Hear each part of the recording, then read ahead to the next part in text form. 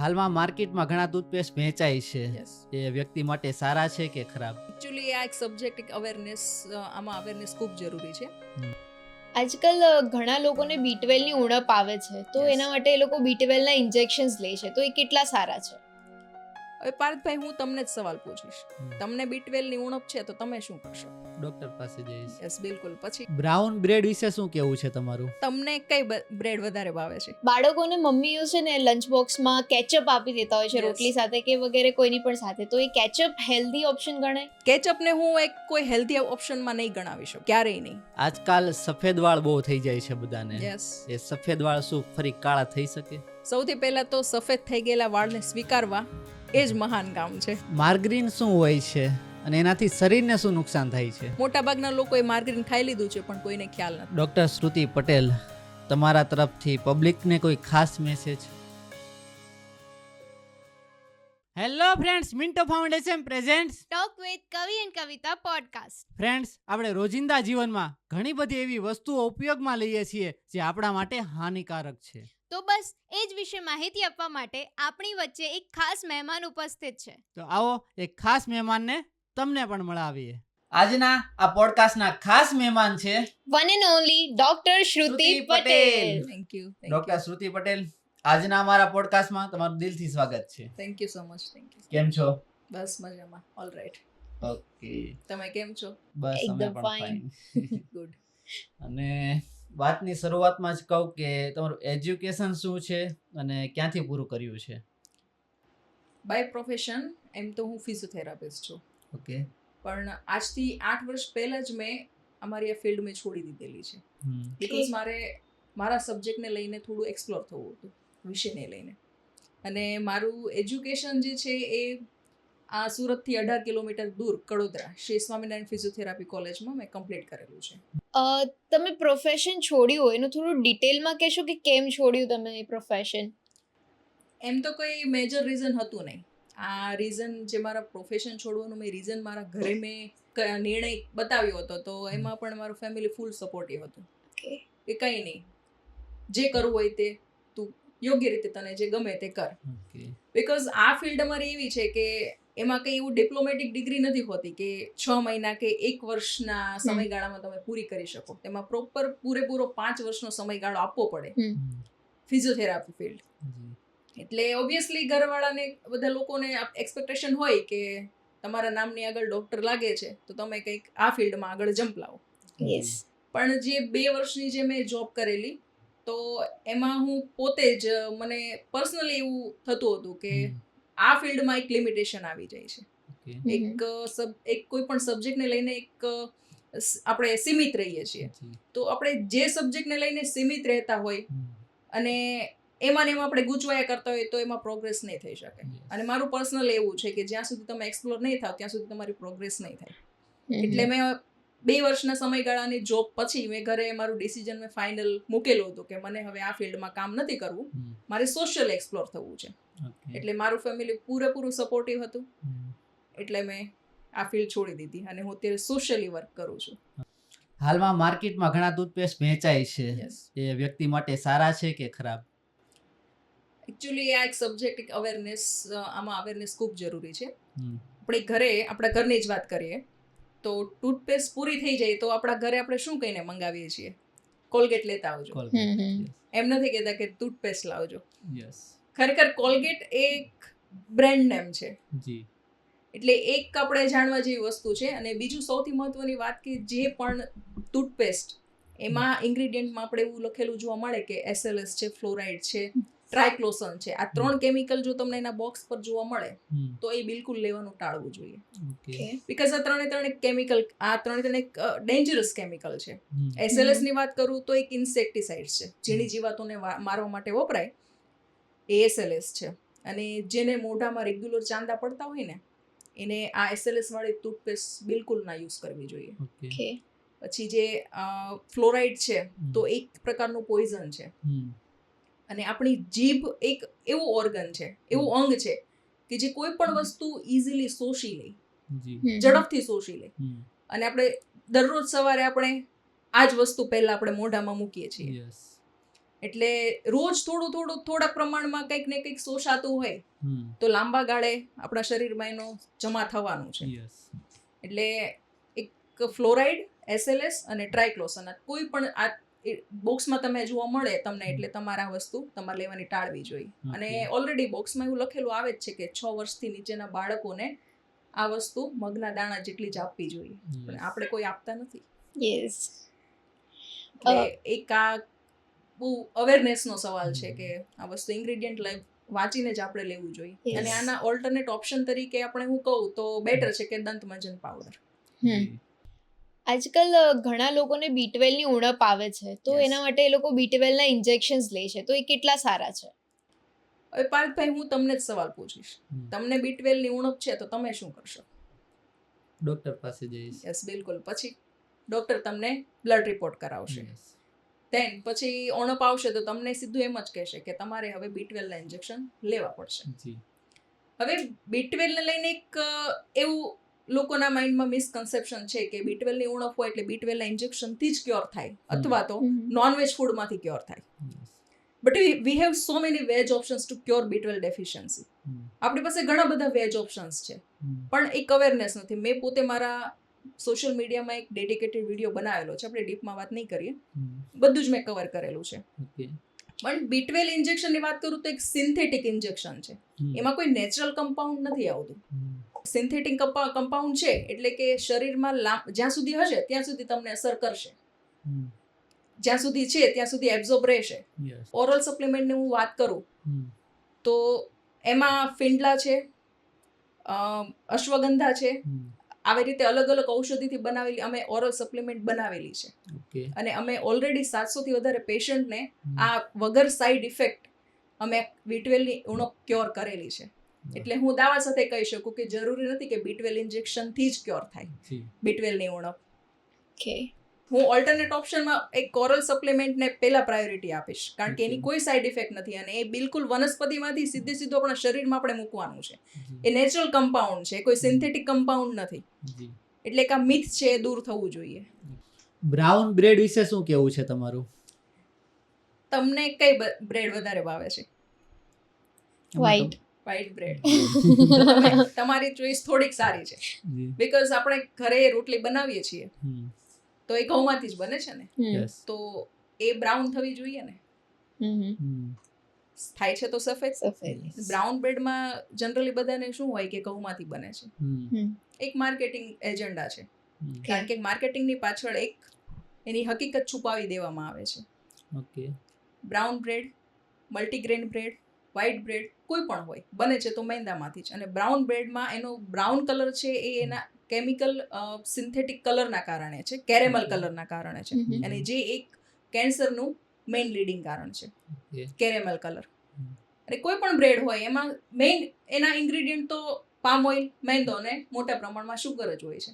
એટલે એક white બ્રેડના healthier ઓપ્શનમાં તમે બ્રાઉન બ્રેડ નહીં લઈ શકો. ઓકે એટલે મારું એ જ કહેવાનો ઉદ્દેશ્ય છે કે બ્રાઉન બ્રેડ હોય કે કોઈ પણ બ્રેડ હોય એક હેલ્ધી ઓપ્શનમાં નથી આવતું, અને બ્રાઉન બ્રેડને લોકો અત્યારે ખાસ હેલ્ધીયર ઓપ્શનમાં કન્સિડર કરી રહ્યા છે. ઓકે તે બિલકુલ નહીં, કારણ કે એનો કલર એના કેરેમલ કલરના કારણે છે, એમાં Okay. કોઈ ઘઉંનો એક દાણો હોતો નથી. બાળકોને મમ્મીઓ છે ને લંચ બોક્સમાં કેચઅપ આપી દેતા હોય છે Yes. રોટલી સાથે કે વગેરે કોઈની પણ સાથે, તો એ કેચઅપ હેલ્ધી ઓપ્શન ગણાય?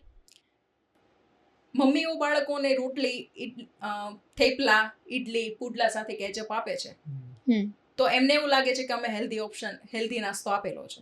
જી પણ હેલ્ધી ઓપ્શન ત્યારે જ કહેવાય કે કેચઅપ ના હોય તો. Ketchup Okay. એક જંક ફૂડની શ્રેણીમાં આવે છે. કેચઅપ એ હેલ્ધી ઓપ્શન નથી. તમે કેચઅપના ઇન્ગ્રેડિયન્ટ તમે જોજો તો એમાં 25 થી 35% જેટલી જ ટોમેટો પ્યુરી હોય છે. બાકીનું બધું સિન્થેટિક એડેડ બધું હોય છે. એમાં એને કટ કરવા માટે થિકનર યુઝ કરેલું હોય છે, રેડ કલર માટે આર્ટિફિશિયલ કલર હોય, ફ્લેવર હોય, એક્સેટ્રા, વિનેગર હોય છે, અને ખાસ તો એમાં હાઈ ફ્રુક્ટોઝ કોર્ન સિરપ હોય છે જે સ્વીટનર, મીઠાશ માટે. બહુ ડીપ વિષય છે હાઈ ફ્રુક્ટોઝ કોર્ન સિરપ, પણ એ એટલું ગંભીર છે ને કે ખરેખર બાળકોને જો નાનપણથી આપવામાં આવે તો એ શ્યોર એ ફેટી લીવરનો શિકાર બની જાય. ફેટી લીવર નામનો ગંભીર રોગ છે, ખૂબ ગંભીર રોગ છે. તમને કદાચ સાંભળો તો તમને પોતાને એમ થાય કે આટલું ડેન્જર હોય એમ. કેચઅપને હું એક કોઈ હેલ્ધી ઓપ્શનમાં નહીં ગણાવી શકું, ક્યારેય નહીં. બિલકુલ બંધ કરવું જોઈએ. અને એમાં ખાસ કરીને બાળકો તો સૌથી વધારે ખાય છે અને બધાના ફ્રીઝરમાં હોય છે. યસ. તમે જે ફેટી લીવર કીધું એ ટૂંકમાં જરા સમજાવો ને, એ શું છે એક્ઝેક્ટલી?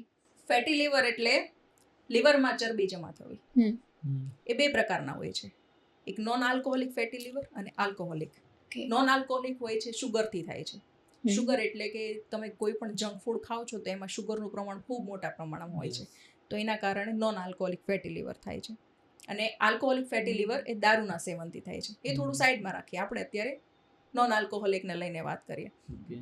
આપણા ભારતમાં 38% ભારતીયો માત્ર ને માત્ર નોન આલ્કોહોલિક ફેટી લીવરથી પીડાય છે. એમાં 35% તો ફક્ત બાળકો છે. શું કામ? કારણ કે એને એ આવું ફૂડનું કન્ઝ્યુમ વધારે કરે છે, વધારે ખાય છે. બિસ્કિટ છે, વેફર છે, આ ટાઈપનો ખોરાક. ને એમાં સૌથી વધારે આર્ટિફિશિયલ સ્વીટનર્સ હોય છે. કારણ કે નોન આલ્કોહોલિક ફેટી લીવરનું મુખ્ય કારણ તો શુગર છે, જે બધા પ્રકારના ખોરાકમાં હોય છે. અને શુગર પાછી એક પ્રકારની નથી હોતી. Sucrose, fructose, galactose, saccharin, aspartame, ઘણા બધા એમાં પ્રકાર છે. આપણે જે ઘરમાં ખાઈએ એક ખાંડ સિવાયના પણ ઘણા બધા છે. અને ફ્રુક્ટોઝ છે એ તો આપણું શરીર પચાવી પણ નથી શકતું. આજે હાઈ ફ્રુક્ટોઝ કોર્ન સિરપની વાત કરીને એ આપણું શરીર પચાવી પણ નથી શકતું. એટલે બાળકો જલ્દી આના શિકાર બને છે.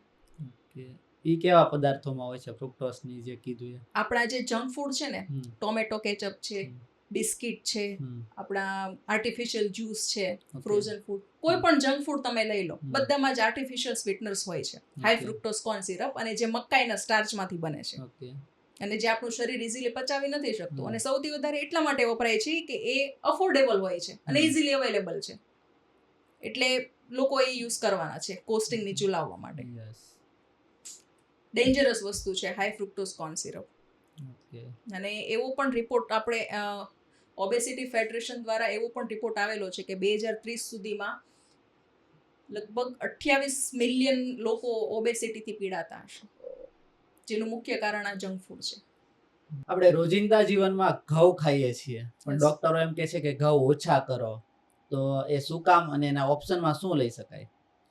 ડોક્ટરો ઘઉં ઓછા ખાવાની એટલા માટે ના પાડે છે કે આપણું જીવન અત્યારે બેઠાડું થઈ ગયું છે. અને ઘઉં એક હાઈ ગ્લાયસેમિક ઇન્ડેક્સ વાળું ધાન્ય છે, એટલે કે જમ્યા પછી તરત શુગર લેવલને વધારે છે. પ્લસ એમાં કેલરી પણ વધારે હોય છે. કેલરી એટલે કે આપણા શરીરને જે એનર્જીની જરૂર પડે એને કેલરી, આપણે સાદી ભાષામાં એને ઉર્જા કહીએ.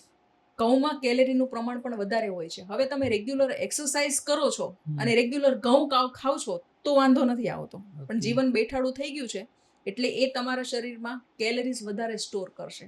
અત્યારે તમે જુઓ છો બધાને વજન વધવાની તકલીફ વધારે છે, અને એક્સરસાઇઝનું પ્રમાણ જોઈએ એના કરતાં ઓછું છે. બીજું, શુગરના દર્દીઓને એટલા માટે ઘઉં ઓછું ખવડાવવાનું કહે છે કે એમાં ગ્લુટન વધારે હોય છે. ગ્લુટન જે શુગરના દર્દીઓ પચાવી નથી શકતા, કારણ કે એ ગ્લુટન સેન્સિટિવ હોય છે. એટલે એનામાં જો ગ્લુટનનું પાચન ન થાય તો એને પેટની તકલીફ થાય અને એને થાક વધારે લાગે. એટલા માટે ઘઉંને ખાવાની ના પાડે છે. પણ એના બેસ્ટ ઓપ્શનમાં હું કહું તો આપણે નાગલી એટલે કે રાગી, નાગલીને તમે એના બેસ્ટ ઓપ્શનમાં લઈ શકો, કારણ કે ઇઝીલી પચી જાય અને પોષક તત્વો વાળો ધાન્ય છે. તમે એને કોઈ પણ રીતે કન્ઝ્યુમ કરી શકો. તમે રોટલીના લોટમાં થોડું મિક્સ કરી શકો, એના રોટલા, એના બિસ્કિટ બનાવીને ખાઈ, કોઈ પણ રીતે એક ધાન્ય છે, બાજરા જેવું જ આવે છે. એટલે બેસ્ટ ઓપ્શન આપણે ઘઉંના બેસ્ટ ઓલ્ટરનેટ ઓપ્શનમાં આપણે નાગલી રાખી શકીએ. ઓકે.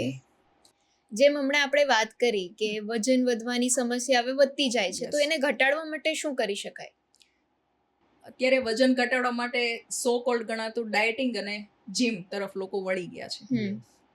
અને તમે જુઓ તો તે ઠેર ઠેર વેઇટ લોસ સેન્ટર પણ ધમધમી રહ્યા છે.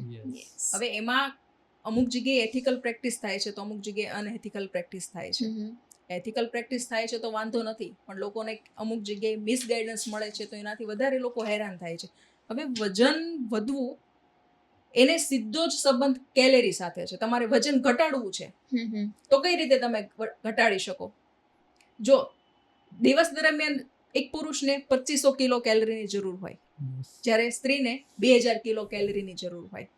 હવે આ સરેરાશ કિલો કેલરીને તમે દિવસ દરમિયાન તમે એમાંથી 20% ઓછું કરી નાખો તો તમારો વજન આપોઆપ ઓછો થશે. પણ શરત એટલી છે કે તમારા શરીરમાં કોઈ બીજી બીમારી એવી ના હોવી જોઈએ, જેમ કે ટીબી છે, થાઇરોઇડ છે, અસ્થમા છે, એવી કોઈ બીમારી ના હોય તો તમે ઇઝીલી કેલેરીને ઓછી કરીને તમારું વજન તમે ઓછું કરી શકો છો. એવું કોઈ હાર્ડ એન્ડ ટફ એવું કોઈ કામ નથી આ કે તમારે જીમ જવું જ પડે. કેલેરીનો સીધો સંબંધ વજન ઘટવા સાથે છે. તમારી ડેઈલી તમે જમતા હોય એનાથી 20% ઓછું તમે જમવાનું ઓછું કરી દો તો થઈ જાય. પણ બીજી શરત એ છે કે ઘરનું હોવું જોઈએ ખાવાનું. બહારનું junk food, cold drinks, juice એ બધું તમે મીઠાઈ બધું જ બંધ કરવું પડે. સ્મોકિંગ, તો તમે તમારું વજન ઘરે આરામથી તમે ઓછું કરી શકો. એવું કોઈ હાર્ડ એન્ડ ટફ એમાં સાયન્સ છે જ નહીં. અત્યારે લોકોને બહુ વધારે હેડેક લાગે વજન વધી જાય એટલે કેવી રીતે ઓછું કરીશું. એટલે વજન ઘટવાને અને કેલેરી સાથે સીધો સંબંધ છે. અને કદાચ તમારે કંઈક બાર વધારે ખવાઈ ગયું એવું થયું તો કેલેરી તમારે બંધ કરવી છે તો શું કરશો તમે? તો ઓલ ઇન વન એક્સરસાઇઝ સૂર્ય નમસ્કાર છે. સૂર્ય નમસ્કાર કરશો એટલે તમારી કેલેરી આપોઆપ બંધ થશે. અને બીજું એક આપણા શરીરના પાચન જવાબદાર છે. જો પાચન તમારું વ્યવસ્થિત હશે તો પણ વજન એટલો બધો નહીં ગેઇન થાય. એટલે આપણું પેટ સાફ હોવું એ પણ જરૂરી છે વજન ઘટવા સાથે. આજકાલ સફેદ વાળ બહુ થઈ જાય છે બધાને. એ સફેદ વાળ શું ફરી કાળા થઈ શકે? સૌથી પહેલા તો સફેદ થઈ ગયેલા વાળને સ્વીકારવા એ જ મહાન કામ છે. સફેદ વાળ એને કાળા કરવા એની પાછળનું એવું કોઈ નેચરલ રેમેડી કે એવી કોઈ ટ્રીટમેન્ટ છે જ નહીં. એકવાર વાળ સફેદ થઈ જાય એટલે બીજી વાર કાળા નહીં થાય. અને એને વ્હાઇટ થવા પાછળના મુખ્ય 2 કારણ છે. એક તો વારસાગત, બીજું છે પ્રીમેચ્યોર ગ્રેઇંગ. વારસાગત હોય તો એને કાળા કરવા માટે તમારે ખર્ચ કરવો બિલકુલ વ્યર્થ છે. અને પ્રીમેચ્યોર ગ્રેઇંગ હોય એટલે કે સમય પહેલા અથવા તો ઉંમર પહેલા વારસાગત ના હોય તો પણ વાળ સફેદ થઈ જાય તો એનું મુખ્ય કારણ છે કે અનહેલ્ધી લાઈફસ્ટાઈલ.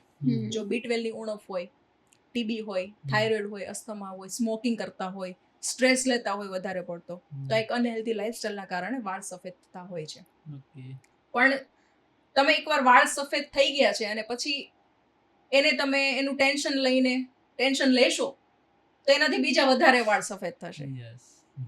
તો જે આ એક નેચરલ એજિંગ પ્રોસેસ છે એને સહજતાથી આપણે સ્વીકારી લેવી જોઈએ. આજકાલ માર્કેટમાં મિથ પણ ચાલે છે કે આ હેર ઓઇલ થી વાળ કાળા થઈ જાય છે, હર્બલ કલર થી વાળ કાળા થઈ જાય છે. તો એ રૂટમાંથી નહીં થાય, એ સુપરફિશિયલી જ થશે. એટલે આ ભ્રમમાંથી બિલકુલ બહાર નીકળી જવું જોઈએ કે એકવાર વાળ સફેદ થઈ જાય એટલે કાળા ક્યારેય નહીં થાય. ઓકે. આયુર્વેદને ટૂંકમાં સમજાવવું હોય તો તમે કઈ રીતે સમજાવશો? આયુર્વેદની વાત કરું તો એ એક ચિકિત્સા પદ્ધતિ છે. એક ચિકિત્સા પદ્ધતિની સાથે સાથે આપણને જીવન જીવવાની રીત પણ શીખવે છે. તમારે શું ખાવું, શું ન ખાવું એની સાચી ઓળખ આયુર્વેદ આપે છે. અને કમનસીબે અત્યારે લોકોની ખાવા પીવાની આદત ખરાબ થતી જાય છે દિવસે ને દિવસે. બધા રોગોનું મુખ્ય કારણ ખાવા પીવાની ખરાબ આદત છે. આયુર્વેદનો મુખ્ય સિદ્ધાંત હું કહું તો એ આપણા શરીરના 3 દોષ વાત, પિત્ત અને કફને બેલેન્સ રાખે છે. કોઈ પણ રોગની શરૂઆત વાત, પિત્ત અને કફ આ ત્રિદોષમાં બેલેન્સ ખોરવાય એનાથી શરૂઆત થાય છે. અને સારવાર ન કરવામાં આવે તો આગળ જતા ધીમે ધીમે એ ગંભીર પરિણામ લે છે. એટલે આપણું આયુર્વેદ એટલું શીખવે છે કે આ વાત, પિત્ત અને કફને બેલેન્સ કરવું હોય તો કઈ રીતે કરવું, જેનાથી તમને આગળ કોઈ બીમારીનો ભોગ ના બનો. તો એ આપણું આયુર્વેદ શીખવે છે.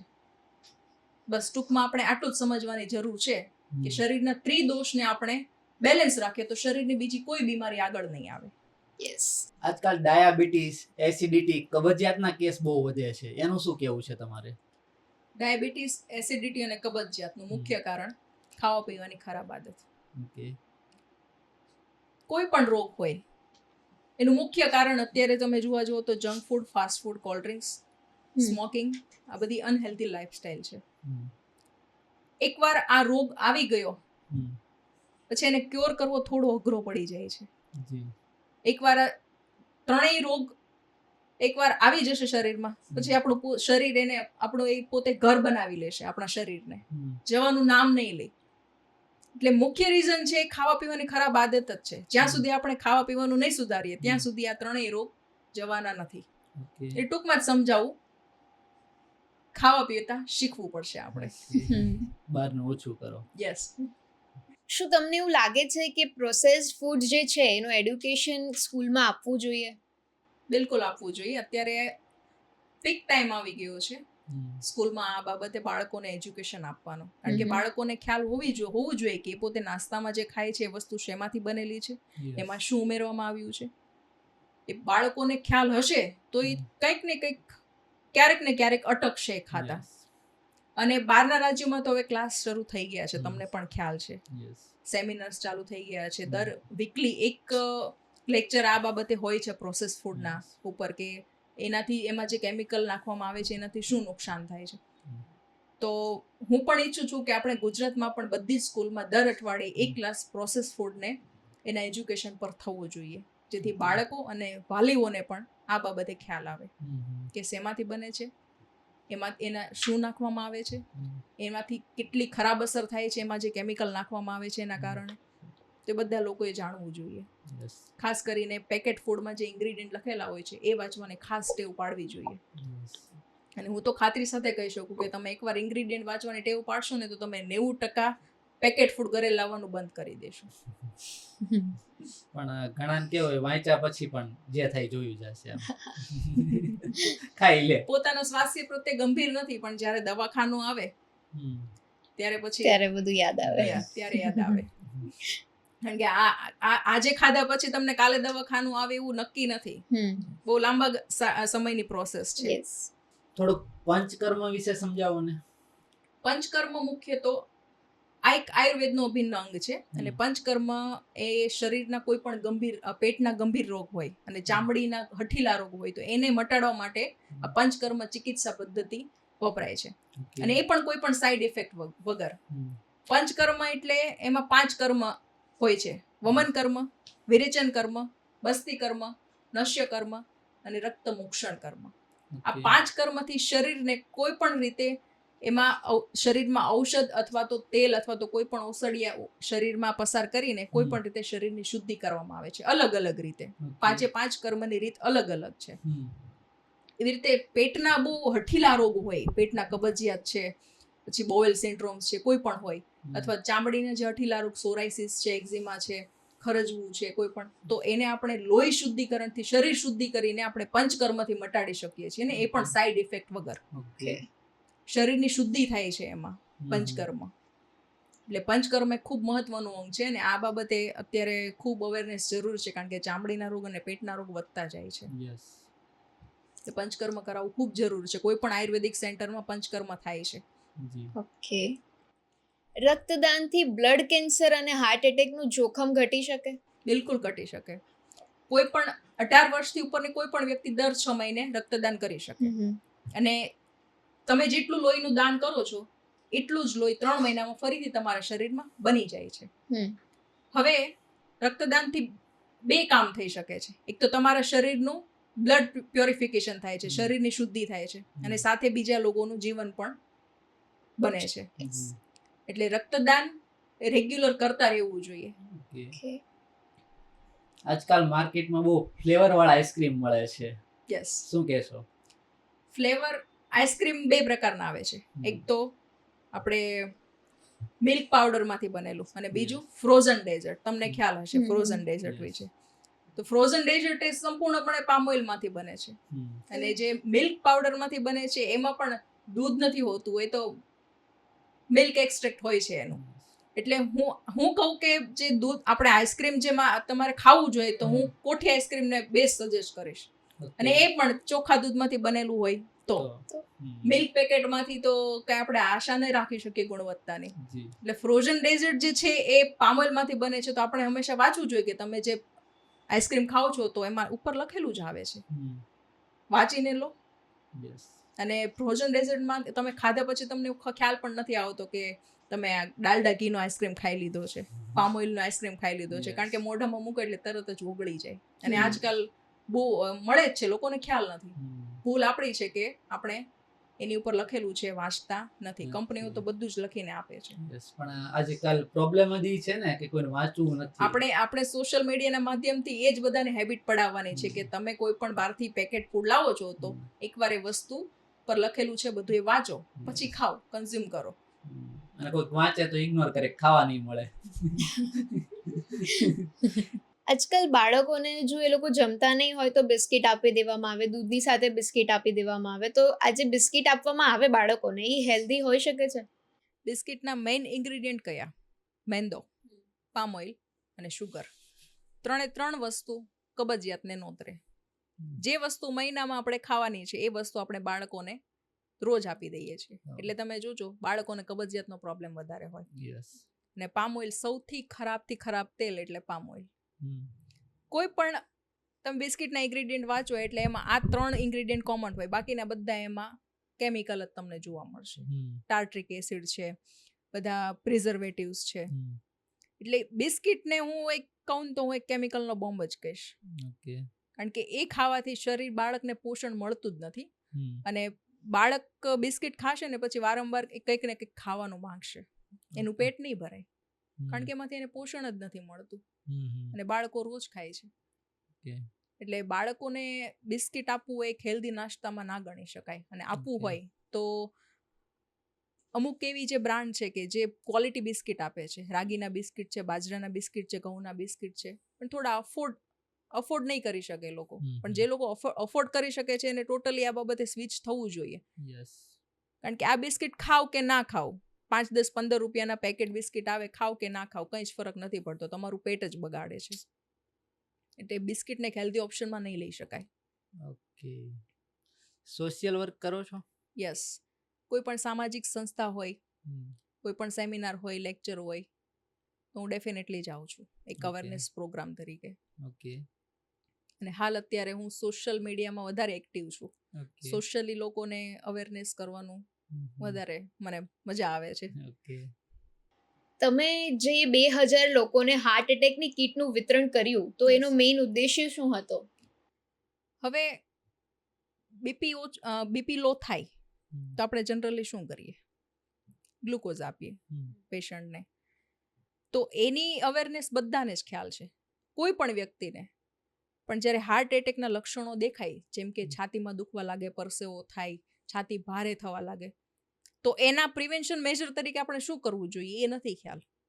તો અમારો મેઇન ઉદ્દેશ્ય એ હતો કે હાર્ટ એટેકના શરૂઆતના લક્ષણો હોય તો એમાં આપણે કઈ દવા આપી શકીએ. 2 થી 3 કલાકના શરૂઆતના લક્ષણો હોય તો એમાં આપણે કઈ દવા આપણે આપવી જોઈએ, તો જેનાથી એને એનું જીવન, એનો જે શ્વાસ જે બેસી ગયો છે અને એને જે લોહીમાં ગઠ્ઠો જામી ગયો છે તો એને અટકાવી શકીએ આપણે. કારણ કે એકવાર લોહીમાં ગઠ્ઠો જામવાનું ચાલુ થાય પછી એ નહીં અટકાવીએ તો એનું જીવ જોખમમાં હોય છે.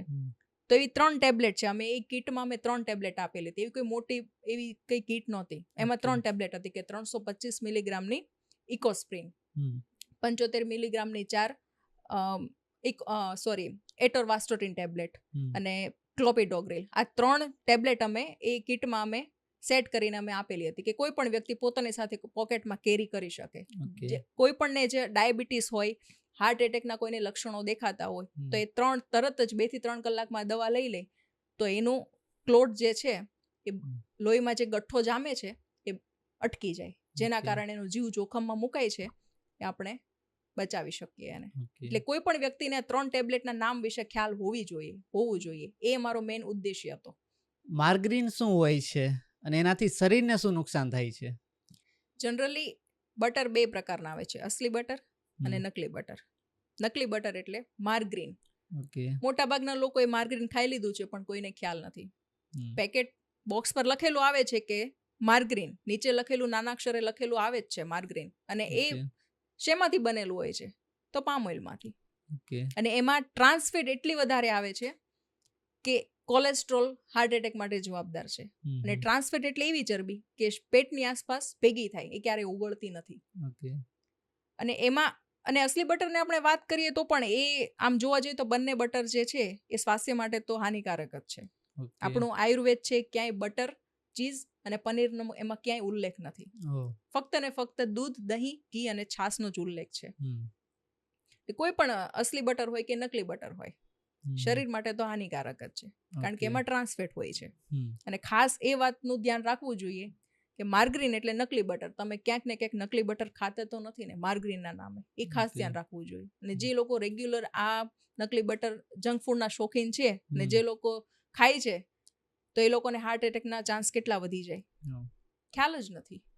બાળકોમાં એક બહુ સામાન્ય બીમારી જોવા મળે છે કૃમિ. તો એ Yes. શું છે અને એના લક્ષણો શું હોય છે? બાળકોને કૃમિ જે થાય છે એ એના ગળપણવાળો ખોરાક ખાય છે એના કારણે વધારે હોય છે. એટલે આપણે બાળકોને બેલેન્સ એના ખોરાકમાં બેલેન્સ રાખવું ખૂબ જરૂરી બની જાય છે. પણ જે કૃમિ થાય છે તો એના કારણે એનું વજન ઘટતું જાય છે, એનો વિકાસ નથી થતો, કારણ કે એ પોતે જે ખાય છે બાળક એ બધું એનું પોષણ કૃમિ લઈ લે છે અને એના મળ મારફતે આ કૃમિ બહાર આવતા હોય છે અને બાળકને બિલકુલ પોષણ નથી આપવા દેતા, એનું વજન એકદમ ઓછો થઈ જાય છે. તો ખાસ કરીને એ કૃમિને લઈને આપણે આગળ બાળકને આપણે ઔષધનો સહારો લઈને આપણે એને મટાડીએ તો ખૂબ સારું કહેવાય એલોપેથી ગોળીઓ કરતા. તો એને ઘર બેઠા એનાથી બચવા માટે શું કરી શકાય? કૃમિ થવાનું મુખ્ય કારણ છે મેંદાવાળો ખોરાક, ખાંડવાળો ખોરાક. પણ હવે જો બાળકોને કૃમિ થાય છે તો ડોક્ટર સામાન્ય રીતે એલ્બેન્ડોઝોલ નામની ટેબ્લેટ આપે છે. પણ ઘરે બેઠા જ તમારે કૃમિથી બચવું છે, તમારા બાળકોને બચાવવા છે, તો કાકચિયા અથવા તો કાંગસા આપણા ઔષધ છે, એનાથી આપણે ઘરે બેઠા જ ગમે એવા કૃમિ હોય એનાથી આપણે બાળકને બચાવી શકીએ છીએ. એનું ઉપરનું સખતનું હાર્ડ લેયર હોય એને કાઢીને અંદરનું મીંજ કાઢીને ઘસીને એ કાંકચિયાનું ફળ હોય એ બાળકોને આપવાનું હોય છે. આરામથી કૃમિ નીકળી જાય છે. એમાંથી બાળકોને કોઈ એલોપેથી દવાની જરૂર નથી, કારણ કે એલોપેથી બાળકોને નાનપણથી જો આપવામાં આવશે તો કંઈક ને કંઈક રીતે નુકસાન કરે છે. તો બેટર છે કે આપણે ઔષધિ તરફ વળીએ. આજકાલ યંગસ્ટરમાં વ્યસન ખૂબ વધી ગયું છે અને ઘણાને મૂકવું છે પણ મુકાતું નથી. શું કહેશો તમે? વ્યસન મૂકવું હોય તો મને એક જ કહેવત યાદ આવે કે મન મક્કમ હોય તો માળવે જવાય. જી. મન મક્કમ હોય તો કોઈ પણ વ્યસન હોય છૂટી શકે છે. પણ જેને નથી જ મૂકવું એ લોકોને બહાના હોય કે અમને આમ થાય છે, અમને માથું દુખે છે, શરીરમાં કળતર આવે છે. નો ડાઉટ 2 થી 3 દિવસ શરીરને થોડું તકલીફ પડે, કારણ કે નશો છે, નશાને છોડવો છે. તો 2 વર્ષનું બાળક આસાનીથી માતાનું ધાવણ છોડી શકતું હોય તો આપણે તો મોટા છીએ. વ્યસન છોડવું હોય તો સીધી જ વાત છે, મન મક્કમ હોય તો બધું શક્ય છે. ફ્રૂટ જ્યુસ જે છે એ હેલ્થ માટે કેટલા સારા છે? ફ્રૂટ જ્યુસ નેચરલી હેલ્ધી ઓપ્શનમાં ગણી શકાય, પણ સિઝનેબલ ફ્રૂટના જ્યુસ હોય તો. પણ અત્યારે જે ફ્રેશ જ્યુસના લેબલના નામે જે આર્ટિફિશિયલ જ્યુસ વેચાય છે તો એને આપણે હેલ્ધી ઓપ્શનમાં બિલકુલ ના લઈ શકીએ. બીકોઝ કોઈ પણ જ્યુસમાં અત્યારે કોઈ પણ પેકેટ જ્યુસ તમે લઈ લો તો એમાં એનો મેઇન ફ્લેવર એના આર્ટિફિશિયલ ફ્લેવરના કારણે હોય છે. એના વગર જ્યુસ બનાવવું બિલકુલ અશક્ય છે. અને બીજું કે એમાં એડેડ સુગર હોય છે. હવે ઓલરેડી નેચરલ જે આપણે જ્યુસ પીએ છીએ ઓલરેડી સ્વીટ હોય છે, પણ જે આર્ટિફિશિયલ જ્યુસ હોય છે એમાં બધું સિન્થેટિકલી એડેડ હોય છે, આર્ટિફિશિયલી એડેડ પ્રિઝર્વેટિવ્સ હોય છે, ખટાશ માટે વિનેગર હોય છે, શુગર માટે આર્ટિફિશિયલ સ્વીટનર્સ હોય છે. તો એ બિલકુલ નેચરલ અને હેલ્ધી ઓપ્શન તરીકે ના લઈ શકીએ આપણે. કારણ કે તમે ઓરેન્જ જ્યુસ પીવો છો તો એમાં એનો ઓરેન્જ ફ્લેવર આર્ટિફિશિયલ ફ્લેવર હોય છે, એનો નેચરલ ફ્લેવર નથી હોતો. કોઈ પણ ફ્લેવર લઈ લો. એટલે પેકેટ જ્યુસને આપણે એક હેલ્ધી ઓપ્શન તરીકે નહીં લઈ શકીએ. આપણે કાચા સલાડ, પ્રોટીન પાવડર આ બધું બોડી માટે સારું છે ખરા? બિલકુલ. કાચા સલાડને આપણે હેલ્ધી ઓપ્શન તરીકે લઈ શકીએ. શરીર માટે બિલકુલ સારું છે, કારણ કે એમાં પ્રોટીન વધારે હોય છે, જે આપણા પાચન સુધારે અને આપણા શરીરને ડિટોક્સ કરે છે. પણ પ્રોટીન પાવડર છે હાલના સમયમાં અમુક બ્રાન્ડ છે સારા પ્રોટીન પાવડર સેલ કરે છે, પણ જે અમુક પ્રોટીન પાવડર જે છે એમાં આર્ટિફિશિયલી એડેડ કરેલું હોય છે, એના ફ્લેવર્સ હોય છે, સ્વીટનર્સ હોય છે, અમુક કેમિકલ્સ હોય છે, અને અમુક એવા પ્રોટીન પાવડર્સ જે માર્કેટમાં અવેલેબલ છે કે જેમાં 130 થી વધારે ટોક્સિન્સ અવેલેબલ છે, અને એમાં મેટલ સપોઝ કે ઝીંક છે, કેડમિયમ છે, આ પ્રકારના જે ટોક્સિન મેટલ્સ હોય છે એ પણ અવેલેબલ જોવા મળ્યા છે. અને આ રિસર્ચ થયેલું છે આના પર. તો ઓબ્વિયસલી તમે એને લોંગ સમય સુધી તમે કન્ઝ્યુમ કરશો તો એ તમારી જે બોડી છે એને પ્રોટીન સિવાય પણ વધારે સાઇડ ઇફેક્ટ આપશે તમને. અને કોઈ પણ વ્યક્તિ દિવસના 25 થી 50 ગ્રામ જેટલું જ પ્રોટીન લઈ શકે. એનાથી વધારે કન્ઝ્યુમ કરશો તો એ એડવર્સ ઇફેક્ટમાં આવશે. એટલે પ્રોટીન પાવડર લઈ શકાય, પણ પ્લાન્ટ બેઝ પ્રોટીન પાવડર હોય તો સારા કહેવાય. એટલે તમે કોઈ પણ પ્રોટીન પાવડરનું સિલેક્શન કરો તો તમારે એ વિચારવું જોઈએ કે પ્લાન્ટ બેઝ છે કે પછી આર્ટિફિશિયલી એડેડ કેમિકલ્સ વાળા પ્રોટીન પાવડર છે. મેગી જે છે એ બધાની ફેવરેટ હોય છે, તો એ કેટલી હદ સુધી સારી છે? બિલકુલ સારી ના કહેવાય. મેગીમાં 1% પણ એમાં પોષક તત્વ નથી. મેગી છે મેંદામાંથી બને છે અને એનાથી વધારે તમે એનો મસાલો જુઓ. મસાલાના ઇન્ગ્રેડિયન્ટમાં કોઈ આપણા કિચનમાંથી મળતા કોઈ એમાં મસાલા નથી. થિકનર હોય છે, પ્રિઝર્વેટિવ્સ હોય છે, ઘણી બધી એવી વસ્તુઓ છે. આપણે વાંચીએ તો આપણને ખ્યાલ આવી જાય. અને એક કબજિયાતને નોતરે છે. નાના બાળકો જે રેગ્યુલર મેગી ખાય તો કબજિયાતના ચાન્સ 100% છે, કારણ કે પાચન નહીં થાય. મેગીને આપણે હેલ્ધી ઓપ્શનમાં નહીં લઈ શકીએ. ડૉક્ટર શ્રુતિ પટેલ, તમારા તરફથી પબ્લિકને કોઈ ખાસ મેસેજ? યસ, હું લોકોને બિલકુલ એ કહેવા માંગીશ કે જે મારો સબ્જેક્ટ છે, હું જે વિષય પર કામ કરું છું એના અનુસંધાનમાં હું એટલું જ કહીશ કે કોઈ પણ તમે પેકેટ ફૂડ લેવા જાઓ તો એક ઇન્ગ્રેડિયન્ટ વાંચવાની ટેવ પાડો અને પાડો. તમારા માટે, તમારા બાળકો માટે. એકવાર હું ખાતરી સાથે કહી શકું કે એકવાર તમે આ ટેવ પાડી દેશો, તમે બજારું જે હાનિકારક પેકેટ ફૂડ મળે છે એ તમે ઘરમાં લાવવાનું બંધ જ કરી દેશો. ફક્ત 15 દિવસ માટે તમે ટ્રાય કરો. બસ મારો આ જ વિષય છે અને મારે આના ઉપર જ વધારે ફોકસ કરવાનો છે. એટલે હું આ જ મેસેજ આપીશ લોકોને કે પેકેટ ફૂડ કન્ઝ્યુમ કરવાનું ઓછું કરો, અથવા તો જે પેકેટ ફૂડ ખાઓ છો એના વિશે જાણો. પહેલા ના ખબર હોય તો આપણી પાસે ગૂગલ છે, બધી જ વસ્તુ અવેલેબલ છે. જાણો, શીખો. અને અત્યારે આ એક બહુ સેન્સિટિવ ટોપિક છે પેકેટ ફૂડને લઈને, એટલે આ વિશે અવેરનેસ ખૂબ જરૂરી છે. એટલે ખાસ પેકેટ ફૂડ પર અવેરનેસ લોકોમાં આવવી જોઈએ. તમારો જો કોઈને કોન્ટેક્ટ કરવો હોય તો કઈ રીતે કરી શકાય? મારા સોશિયલ મીડિયા પ્લેટફોર્મ પર મેં મારી કોન્ટેક્ટ ડિટેલ આપેલી છે. તમે કમ્યુનિટી નંબર પરથી તમે કોન્ટેક્ટ કરી શકો છો. કોઈ પણ ક્વેરી હોય આરોગ્યને લગતી તો તમે મને બિંદાસ વોટ્સઅપ કરીને મને પૂછી શકો છો. આજે ઘણી બધી વાતો થઈ. Thank you so much doctor Shruti Patel કે અમારા પોડકાસ્ટમાં તમે ખાસ કિંમતી ટાઈમ લઈને આવ્યા. Thank you so much for having me here. Thank you. મિત્રો, જો તમને આ પોડકાસ્ટ ગમ્યો હોય તો કમેન્ટ સેક્શનમાં જરૂરથી જણાવજો કે નેક્સ્ટ પોડકાસ્ટમાં અમે કોને બોલાવીએ. ત્યાં સુધી આ ચેનલને સબસ્ક્રાઇબ કરી દેજો અને વિડીયોને લાઇક અને શેર કરવાનું ભૂલતા નહીં. તો ફરી મળીએ બીજા વિડીયો સાથે. Bye bye.